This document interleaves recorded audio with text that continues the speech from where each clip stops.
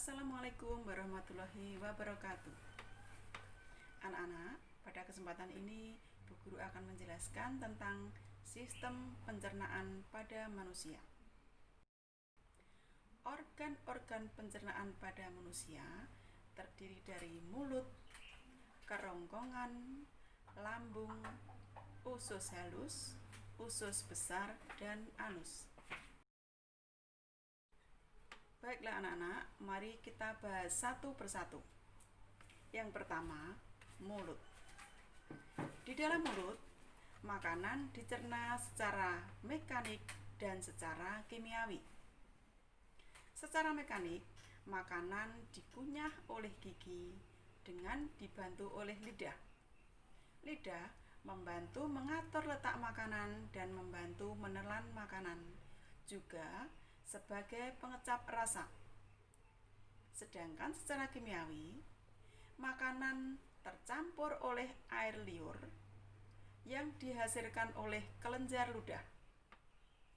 Air liur mengandung enzim ptyalin yang juga disebut enzim amilase, yaitu berfungsi mengubah zat tepung menjadi zat gula. Yang kedua, kerongkongan.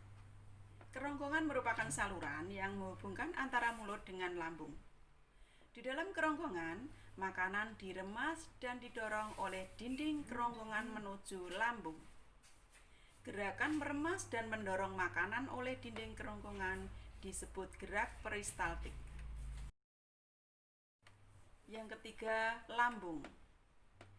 Di dalam lambung, makanan dicerna secara mekanik dan secara kimiawi. Secara mekanik, makanan digiling oleh dinding lambung. Sedangkan secara kimiawi, makanan dicampur oleh getah lambung yang mengandung asam klorida. Asam klorida berfungsi membunuh kuman penyakit yang masuk bersama makanan. Yang keempat, usus halus.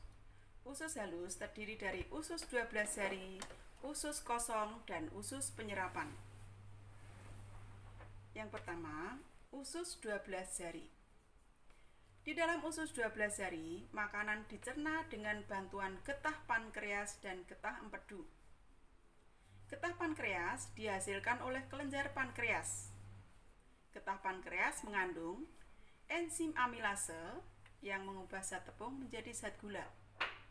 Enzim tripsin mengubah protein menjadi asam amino, dan enzim lipase yang mengubah lemak menjadi asam lemak.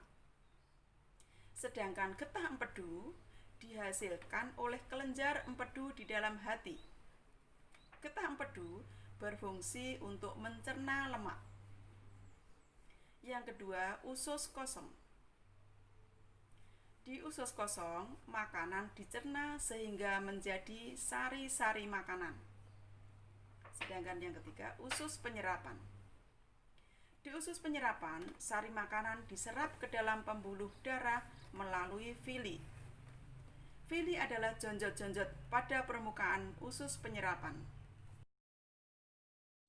Yang kelima, usus besar dan anus. Usus besar. Zat makanan yang tidak dicerna masuk ke dalam usus besar. Di dalam usus besar terjadi penyerapan air dan garam. Sisa makanan dibusukkan oleh bakteri E. coli. Anus. Selanjutnya, sisa makanan yang telah dibusukkan yang disebut feses dibuang melalui anus. Seluruh proses pencernaan makanan berlangsung antara 12 sampai 24 jam. Anak-anak, demikianlah proses pencernaan makanan pada manusia. Mudah-mudahan penjelasan dari saya bisa kalian terima dengan jelas. Cukup sekian. Wassalamualaikum warahmatullahi wabarakatuh.